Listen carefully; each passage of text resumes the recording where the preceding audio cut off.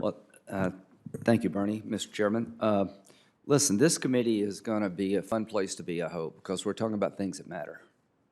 And, the budget can be a very dry topic, but the budget is basically a process of where we take money from people, businesses, corporations, individuals, and we decide what to do with that money. Then we decide what tax rates to set for the country and what deductions to give.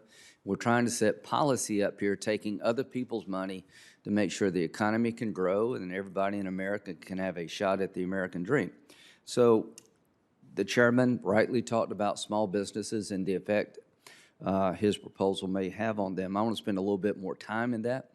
I worked, my family owned the Sanitary Cafe in Central South Carolina.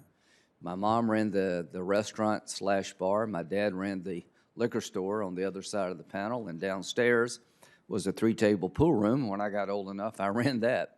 We hired one or two people, depending on how business was. We were by no means rich, but owning your own business has a certain pleasure to it. And one thing I remember, Mr. Chairman, is you can't get sick. If you actually own a small business and you don't open up, you don't get paid.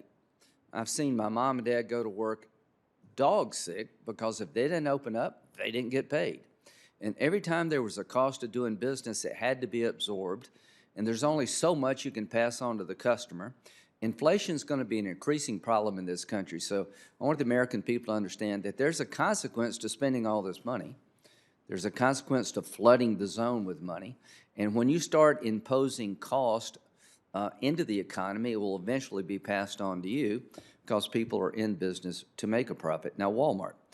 The theory of the case that the chairman espouses is that the CEO of Walmart could make $20 million, not 22, and they could absorb an increase in minimum wage and not give stock dividends, not pay their top people so much, and they just choose not to do that.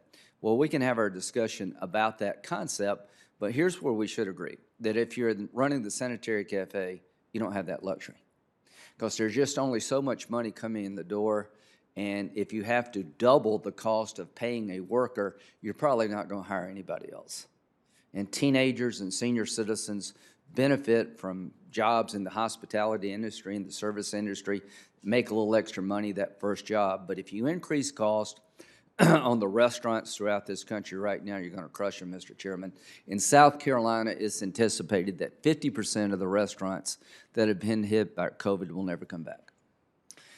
The state government and local government are mandating reduced seating because of COVID.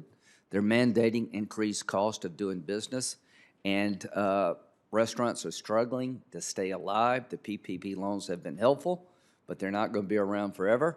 And the bottom line, Mr. Chairman, is if we impose a new mandate on the expense side, combined with mandates to reduce revenue, we're going to crush these people. You have been championing this idea for a long time. I would just urge you that during the COVID crisis, the last thing the federal government should be doing is doubling the cost of doing businesses for small businesses in the hospitality service industry that are barely making it to begin with. And this has got nothing to do with COVID. It's in the COVID package. So I hope that you will understand that the 1.4 million jobs that CBO anticipates to be lost are going to come from people at the lower end. The Walmart guy's not going to lose his job. Who's going to lose his job? Some teenager or senior citizen who's able to get a little extra money and start building a resume. So my belief is there will be a time to look at increasing the minimum wage.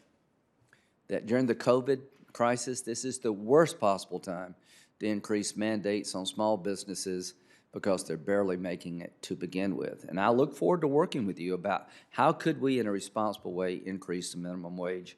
But right now is not the time, in my view.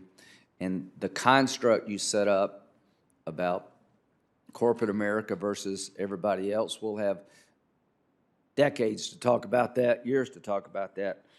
I would just implore you to think of what we're doing at a time of restaurants and hotels barely hanging on because of the restrictions on travel. The golf industry in Myrtle Beach has been hit hard because people can't come and go like they used to. Is that now is not the time to do this, and I would just ask my Democratic colleagues to think long and hard about what you're doing.